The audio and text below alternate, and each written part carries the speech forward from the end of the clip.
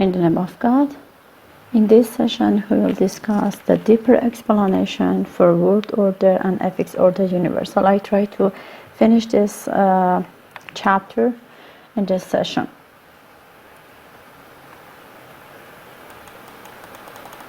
Okay, many proposals have been made to explain the patterns of dominance and harmony that Greenberg discovered. Before reviewing these proposals, however, an important rephrasing of Greenberg's typological classification of clausal word order must be made. Greenberg's original classification of clausal word order was based on a 6-valued parameter. Okay, Greenberg's original classification of clausal word order was based on a 6-valued parameter: subject, object, verb, verb, subject, object, subject, verb, object, verb, object, subject, object, verb, subject, and object, subject, verb. Of those orders, Greenberg analyzes only subject, object, verb, verb, subject, object, and subject, verb, object. Also, he was aware of existence of VOS and OVS languages, but he just considered these 3 word order. Later research confirmed the existence of VSO and OVS languages and has suggested that there also exist OSV languages. The 6-way classification can be divided into binary parameters: subject-verb or verb-subject, and object-verb or verb-object. This division has a number of advantages. Many languages have much freer word order than English, yet some orders are more frequent than others, and hence one can reasonably speak of basic clausal word order for that language. However, very few sentences in text have full nominal subject and full nominal object. An analysis of the subject, object, verb against verb, subject, object, etc. order in such a language would be based on a tiny fraction of the whole corpus. However, many sentences have just a nominal subject or just a nominal object. Hence, it is much sounder to evaluate subject-verb against the verb-subject and object-verb against the verb-object orders for such languages. Also, there are many languages which are verb initial, but which are difficult to classify as verb subject object or verb object subject. Such languages can be classified as verb subject and verb object, with no value for subject object or object subject. Likewise, some verb final languages frequently have OSV. Please let me to read them in this way. You know that O stands for object, S stands for subject, and V stands for verb. Have OSV order and can be described as SV and OV. You know that what I mean by this abbreviation. In fact, verb initial languages share many typological features, which led Hawkins, 1983, to collapse them into a single type. Finally, some languages may not have a basic verb-subject order, but may have basic verb-object order, or lack a basic verb-object, but may have basic verb-subject order. One consequence of this recasting of the typological classification of clausal word order is that many of Greenberg's universals are no complex universals. For instance, the universal verb subject object. If a verb subject object, then Q then must now be phrased as if verb subject and verb object, then Q sentences in question sentence, or more precisely as verb subject, if verb subject and verb object and subject verb, then Q sentence would mean that question sentence. This modification has important consequence for the analysis of harmony in work after Greenberg 1966. Two main approaches for explaining the motivations underlying word order and affix order have been taken. By the processing of syntactic structure and by this Dichronic relationship between word orders, these two approaches need not be mutually exclusive. Hawkins has largely proposed processing explanations for word order patterns. In his earlier work, he proposed separate principles for dominance and harmony. Hawkins used a sample of over 300 languages and thus brought in a much greater range of data, especially data for the various noun modifiers. That means that demonstrative, numeral, adjective, genitive, relative clause. Hawkins introduces two competing motivations for noun modifier order. The first motivation is heaviness. Dear student, here we read about the motivation in details. The first, Hawkins introduced two competing motivations for noun modifier order. Dear students, this competing motivation, which one of them is heaviness, Hawkins discussed is for noun modifier order. This is the competing motivation for noun modifier order. Hawkins introduces two competing motivation for noun modifier order. If I ask you about the Hawkins competing motivation for noun modifier order, you should know that one of them is heaviness. But what we mean by heaviness? The first motivation is heaviness. Certain types of modifiers tend to be larger grammatical units. Certain, this is the meaning of heaviness. Certain types of modifiers tend to be larger grammatical units in terms of number of syllables, number of words, and syntactic constituency, like relative clauses versus the genitive, phrases versus the single word, demonstrative, and numeral, and could be ranked in order of heaviness as follows. By heaviness, we mean that those who have more syllable, more grammatical unit, those who have more grammatical unit and more syllable, they are heaviness than the others.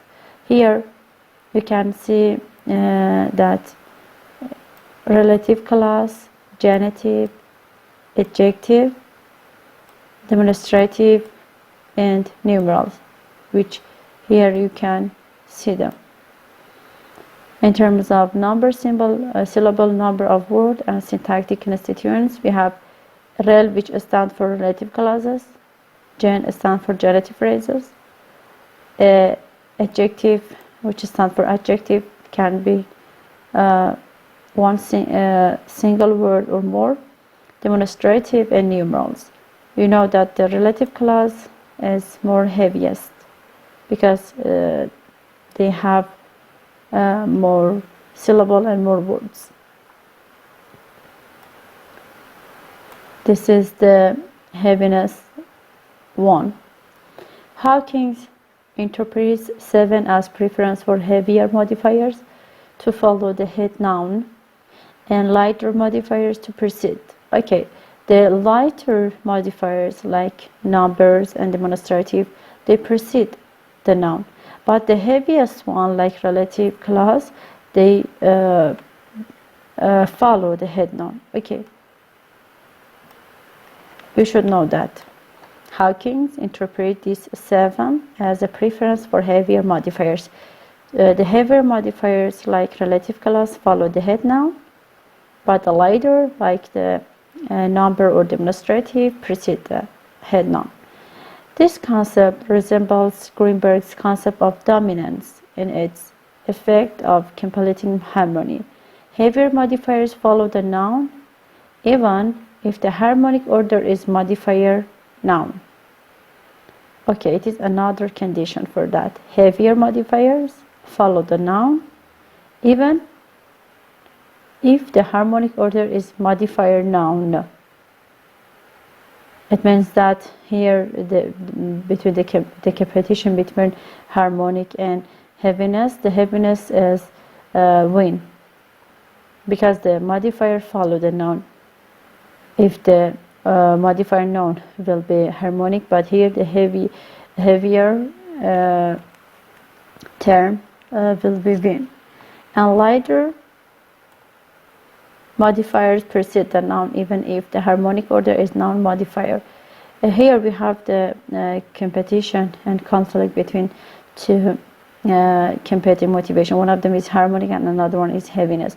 When the lighter modifier precedes the noun, but the harmonic form is noun modifier, but we have this form in the language, it means that the heaviness was win.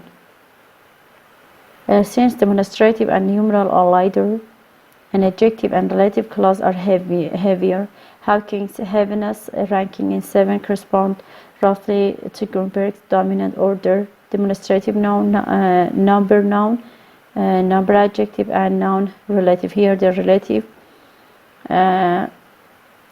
follow the noun because they are lighter than other terms or other modifiers. Hawkins' heaviness principle, if it is indeed equivalent to Greenberg dominance, can be thought of as an explanation of many cases of word order dominance. The dominant order is that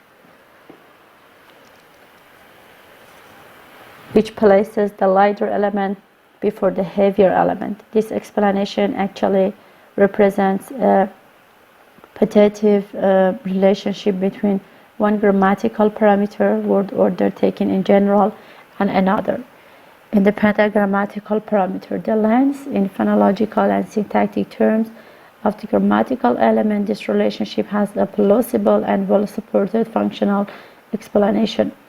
Order of constituents reflect ranking in size for processing reasons.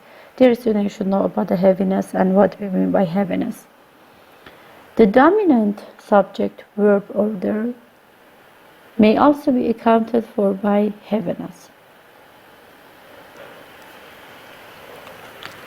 Recent text studies have demonstrated that across languages, subjects, especially transitive subjects, tend to be pronominal, and nominal subjects, when they occur, tend to follow a verb, the verb cross-linguistically. Thus, with subject as well, heaviness may be a contributing factor to the dominant word order, though Dubois and Lambrecht emphasize principles of information flow. Principles of information flow may also be involved in the equivocal dominance of subject-object order and antecedent-consequent order in conditional. Hawkins' second motivation is harmony. Dear student, Hawkins here mentioned two motivation. One of them was heaviness, which we discussed that, and another one is harmony. Explaining harmony has drawn much greater attention. Word order typologists immediately after Greenberg focused almost exclusively on harmony. You know about harmony because Greenberg discussed harmony. The two harmonic types were named object-verb and verb-object. The two harmonic types were object-verb and verb-object. After the declarative clause order type and included the word orders shown in table 3.2. The major drawback of this approach, still widespread today, is that it is empirically less adequate than Greenberg's original formulation. The harmony-only analysis treats all of the word order universal as if they were biconditional universals.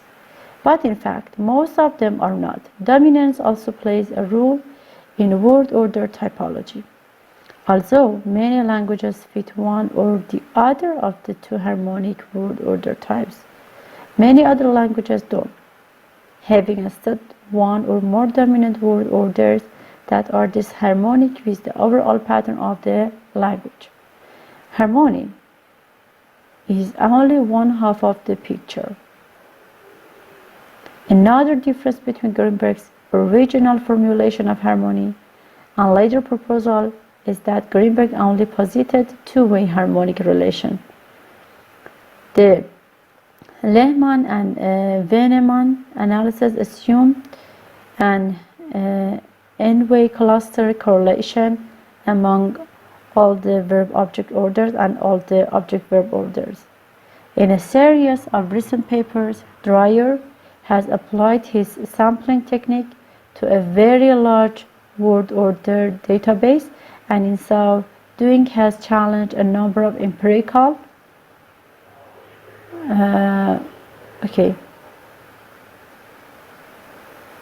generalization on word order have previously been taken for granted. Here we can see the object verb and verb object word order types. For the clausal order we have such orders, and for phrasal order we have disorders, which we will discuss them. For example, Dreyer questions the correlation of adjective noun order with verb object order by demonstrating that it is a side effect of the Eurasian bias of most language samples. In another paper, Dreyer argues that subject-verb object is not a mixed type as some typologists have argued. SVO languages pattern in most respects like verb inertial languages, and only in three characteristics do SVO languages displays a mixed behavior, two having to do with interrogative sentences and the third being genitive noun order. Dreyer's major paper on word order returns to verb object and object verb as the basic predictors of word order correlations, and identifies correlations as statistically significant quantitative distributions rather than exceptionless implicational universals. His data show that certain word orders that were previously thought to be harmonic with verb object and object verb in fact don't appear to correlate. In particular, adjectives, demonstratives, and arguably numerals, which are three of the basic noun modifiers.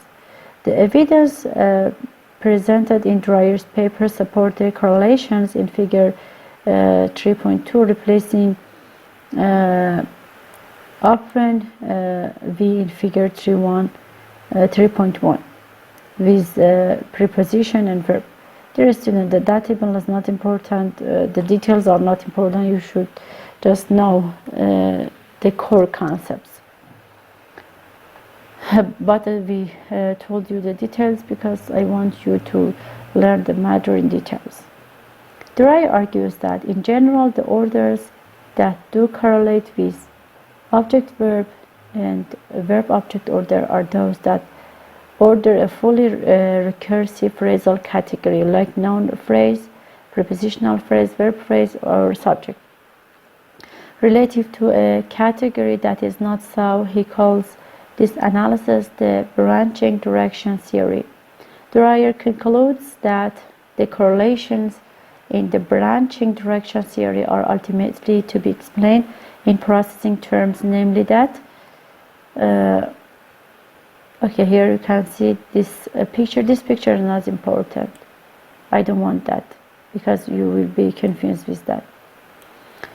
utterance structure that conform to the branching direction theory are easier to parse. For example, a harmonic verb, object, and noun relative language consistently has the recursive phrasal category on the right, while a disharmonic verb, object, and relative clause noun language would have a recursive object category to the right of the verb, but the recursive relative clause to the left of the noun. Here we can see that.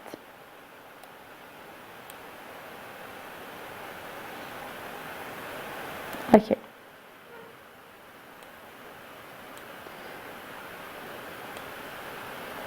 Dreyer compares his theory to other parsing models, including a more recent model of Hawkins.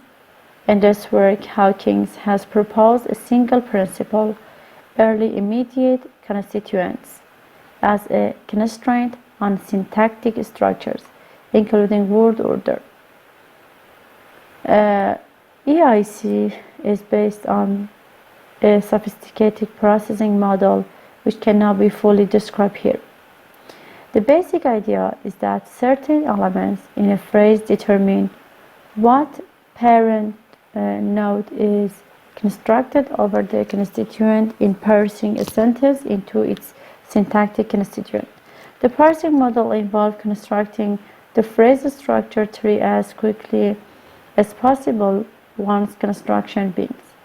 For example, in 8, the verb phrase now is constructed when the first element verb is recognized.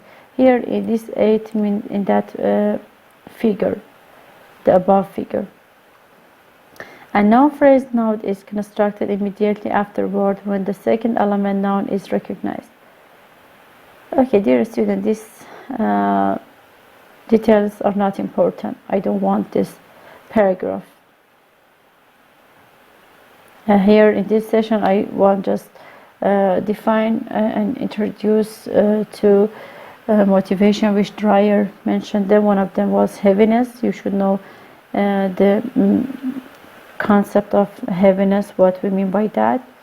And another one was harmony. But the details, that figure and its explanation is not important. Dreyer's branching direction theory for harmony is very similar to Hawkins' early immediate constituent theory. Okay, Dreyer branching direction theory for harmony is very similar to Hawkins' early immediate constituent theory.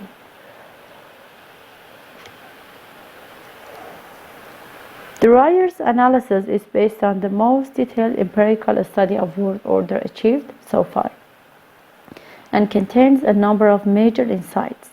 However, both Dreyer's and Hawkins' parsing theories to account for the word order harmony correlations imply that there is a single correlation between all of the harmonic orders, since all of the harmonic orders share the same syntactic structure. Yet Dreyer's cross-linguistic evidence for this theory is not a single noun-weight correlation, but a series of pairwise correlation between verb object order and the other word order being compared.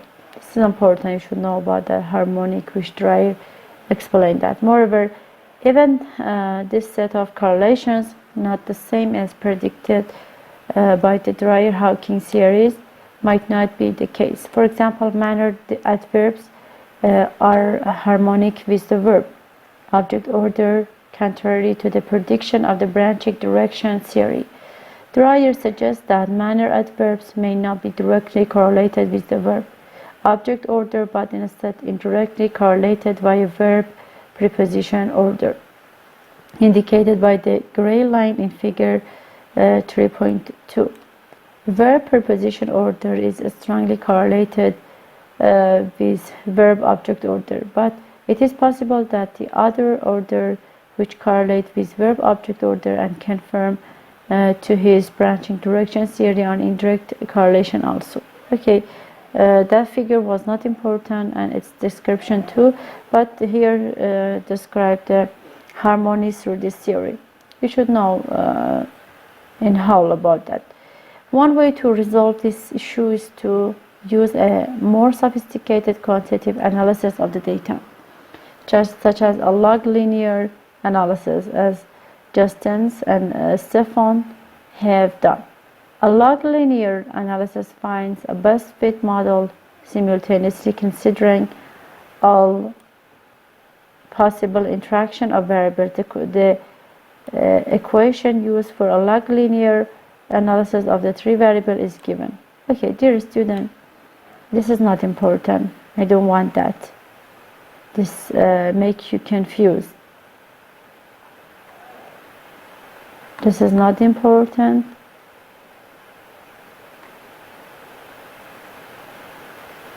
Okay.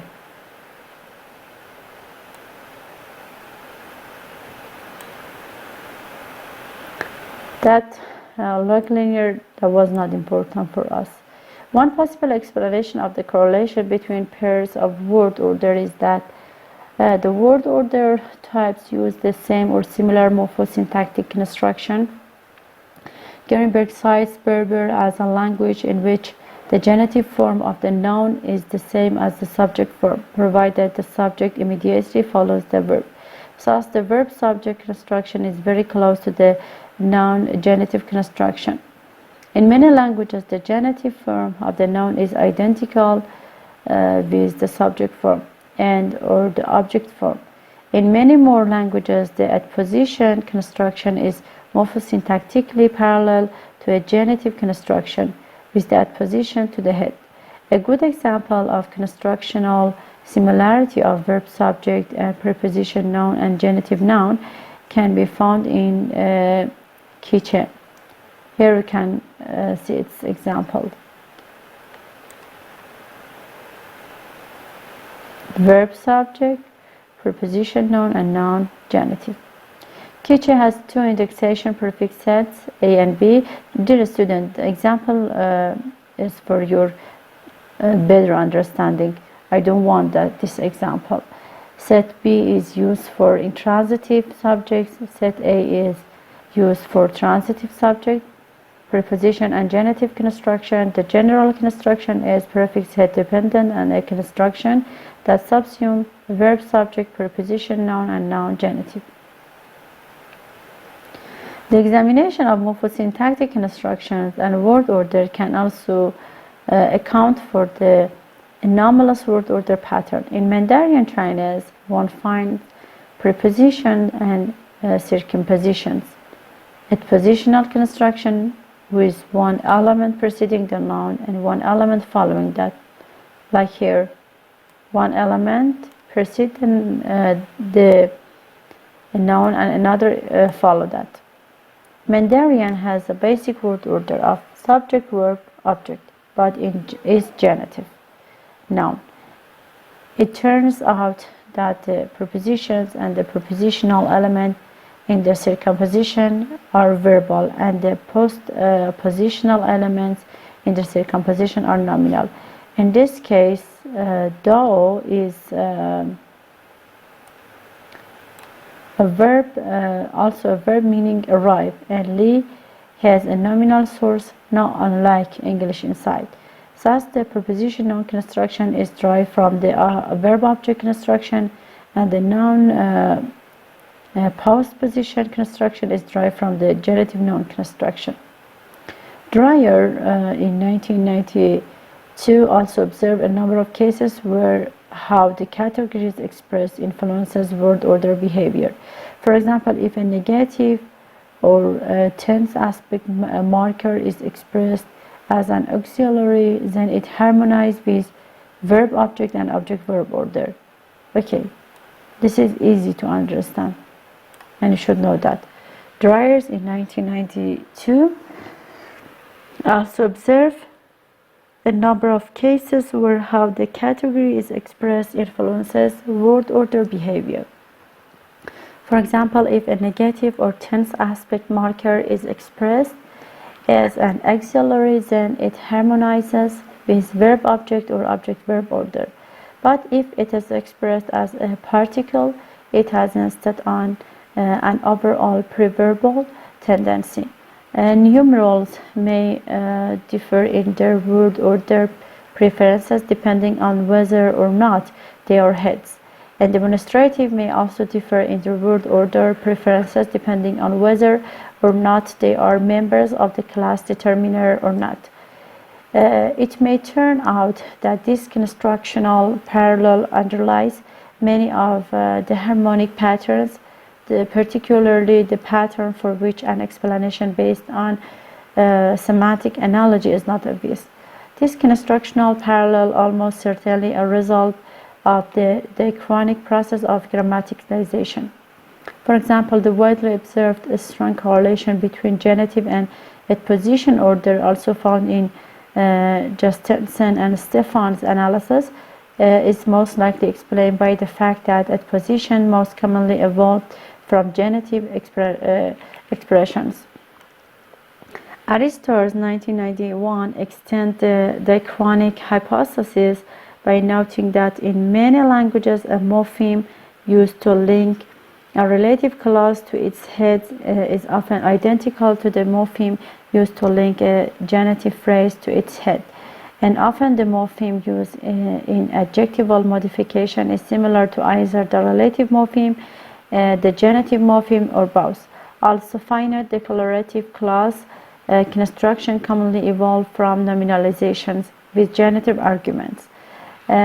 Aristotle argues that the correlation between adjective, genitive, and relative clause order may be due to abiding anaphor, indexical strategy, which is often used to express any or all three modifier relation. The Dichronic word order harmony hypothesis suggests that certain word order pairs are harmonic because one historically evolved from the other. Dear student, this is important.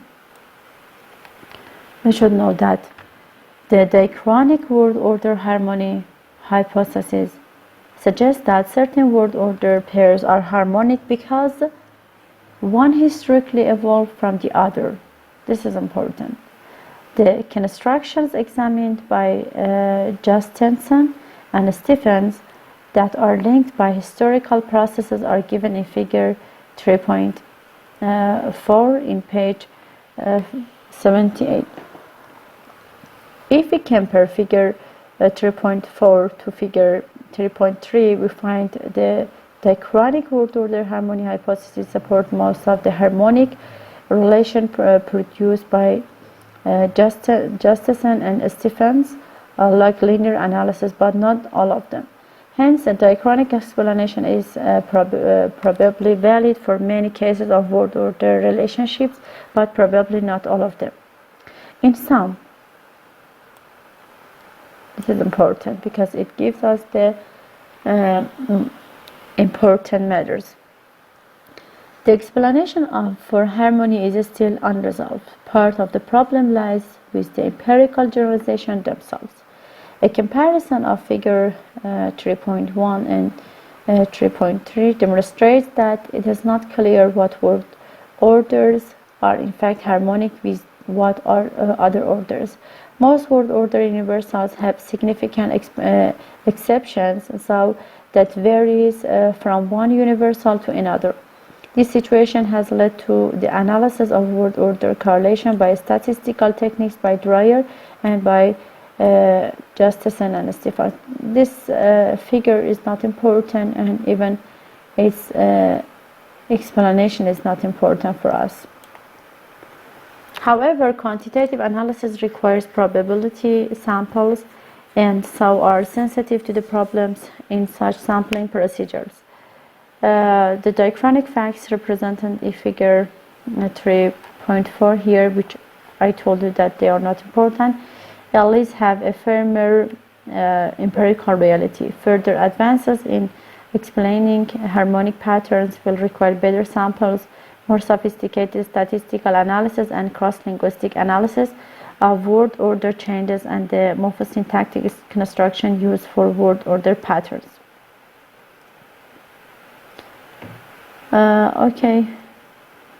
All of the discussion in this section so far has assumed that implicational universals and the deeper concepts such as harmony, dominance, heaviness capture only cross-linguistic variation. However, there is actually a good deal of intra-linguistic variation in the expression of particular construction, and word order is no exception to this phenomenon.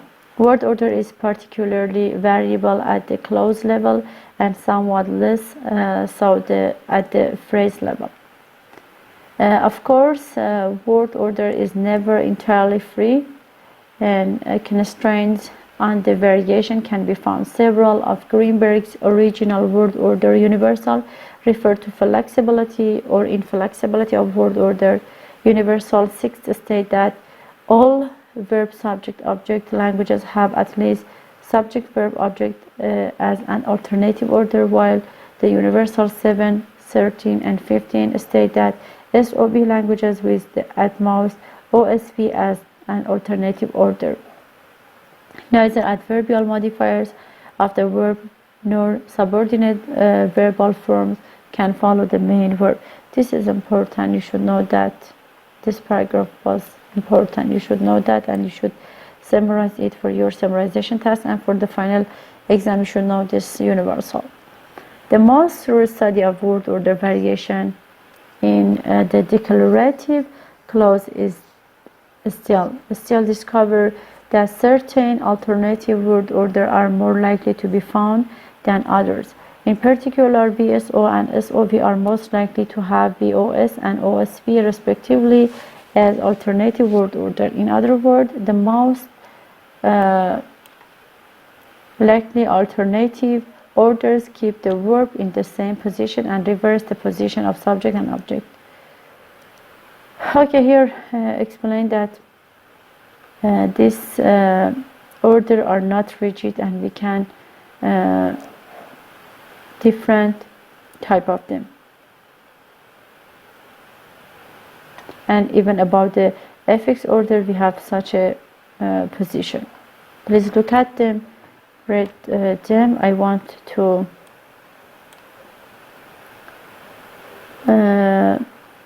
summarization part.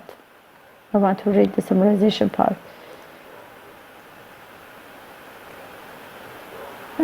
This part, we can look at this part. Dear student, I want you to read it yourself. Typology, universal and generative revisited. I think it is enough until this part because maybe some matters will be vague for you. I will read it in the next session, typology, universal and generative grammar, and I try to find a good article about the typology to discuss this point in that article. Please look at the important matter in this session, which the core concept in this session were about the drier competition, competing motivation, which one of them was heaviness and another one was harmony, which we explained them, we defined their concept, we explained them through the examples.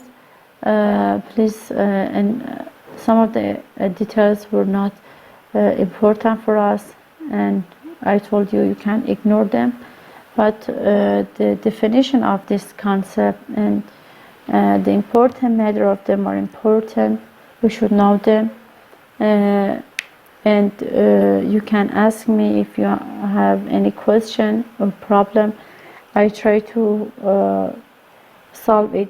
But dear student, the discussion of typology may be hard to grasp.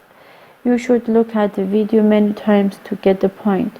Sometimes you need to look at the video 2 or 3 times to be able to write a summarization, or even for your final exam, even though you look at the video, you should read the booklet line by line to get the point. As you know, the details and the definition for your final exam is very important. Please ask your question and do your test in the name of